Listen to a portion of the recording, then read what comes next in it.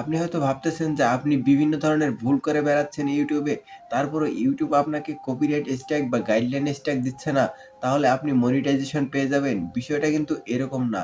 আপনি যখনই মনিটাইজেশনের জন্য আবেদন করবেন, তখন কিন্তু ইউটিউব আপনার সমস্ত ভিডিওকে সুন্দরভাবে পর্যবেক্ষণ করবে এবং আপনার যে সমস্ত ভাইরাল ভিডিও রয়েছে, সেগুলোকে কিন্তু ইউটিউব বেশি প্রাধান্য দিবে এবং সেগুলোকেই কিন্তু ১ম এ চেক করবে। এবং তখন যদি কোনো প্রকার কপিরাইট ক্লেম বা গাইডলাইন স্ট্রাইক পায়, তাহলে কিন্তু সাথে, সাথে আপনার চ্যানেলটাকে ডিলিট করে দিবে এবং আপনার যে এতদিনের পরিশ্রম, সব পরিশ্রম কিন্তু এক মুহূর্তের মধ্যে নষ্ট হয়ে যাবে। তাই আপনি সবসময় চেষ্টা করবেন ইউটিউবের যে পলিসিগুলো রয়েছে, সে সম্পর্কে ভালোভাবে জ্ঞান অর্জন করার পরেই ইউটিউবে কনটেন্ট তৈরি করা শুরু করবেন এবং যাতে আপনার সমস্ত কষ্ট বৃথা না হয়, সে ব্যাপারে সচেতন থাকবেন। কমবেশি প্রায় সকল ইউটিউবারই জানে বর্তমান সময়ে ইউটিউবে মনিটাইজেশন পাওয়া যে কতটা কষ্ট এবং পরিশ্রমের কাজ। এত কষ্ট এবং পরিশ্রমের পরে যদি সামান্য ভুলের কারণে আপনার চ্যানেলটা মনিটাইজেশন রিজেক্ট হয়ে যায়, ইউটিউব যদি আপনার চ্যানেলটাকে ডিলিট করে দেয়, তাহলে কিন্তু এর চাইতে কষ্টের আর কিছু নেই। তাই আপনি সবসময় ইউটিউবে লিগ্যাল থাকার চেষ্টা করবেন। আপনি যদি নিয়মিত ভিডিও আপলোড করার সামর্থ্য রাখেন, তাহলে কিন্তু ইউটিউবে আপনার সফলতা কেউ ঠেকাতে পারবে না।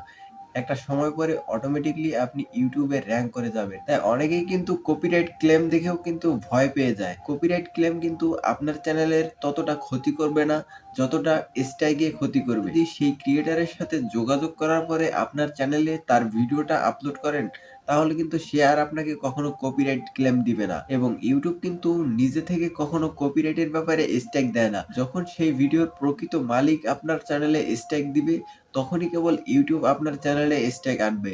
এর আগে কিন্তু ইউটিউব নিজে থেকে কখনোই আপনার চ্যানেলকে স্ট্রাইক দিবে না। এর আগে কিন্তু ইউটিউব কখনোই আপনার চ্যানেলে কপিরাইট সংক্রান্ত বিষয়ে স্ট্রাইক আনবে না। বিশেষ করে নতুন ইউটিউবাররাই কিন্তু এই ভুলগুলো বেশি করে থাকে। কারণ তাদের চ্যানেলে যখন দেখে যে ভিউজ সংখ্যা কম এবং সাবস্ক্রাইবার সংখ্যাও কম, তখন কিন্তু তারা তাদের ক্যাটেগরি অনুযায়ী যারা বড়, বড় ইউটিউবার রয়েছে, তাদের ভিডিও কিন্তু কাটছাঁট করে নিজের চ্যানেলে আপলোড করার একটা চেষ্টা করে। যার ফলেই কিন্তু তারা কপিরাইট ক্লেম বা কপিরাইট স্ট্রাইক খেয়ে বসে থাকে।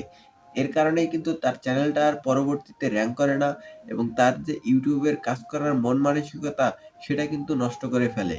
ইউটিউবে কাজ করতে হলে অবশ্যই আপনাকে বৈধ উপায়ে কাজ করতে হবে এবং ইউটিউবের যে পলিসিগুলো রয়েছে, সে সম্পর্কে ভালোভাবে তথ্য সংগ্রহ করার পরেই কিন্তু আপনাকে ইউটিউবে কাজ করতে হবে। বর্তমান সময়ে ইউটিউব রোবটিক সিস্টেমের মাধ্যমে কাজ করে।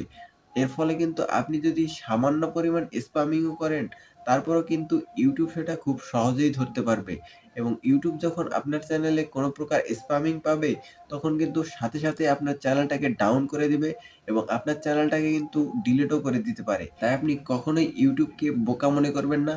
আপনি যদি ইউটিউবে সফলতা পেতে চান, তাহলে আপনার নিজস্ব ক্রিয়েটিভিটির মাধ্যমে ভিডিও তৈরি করুন।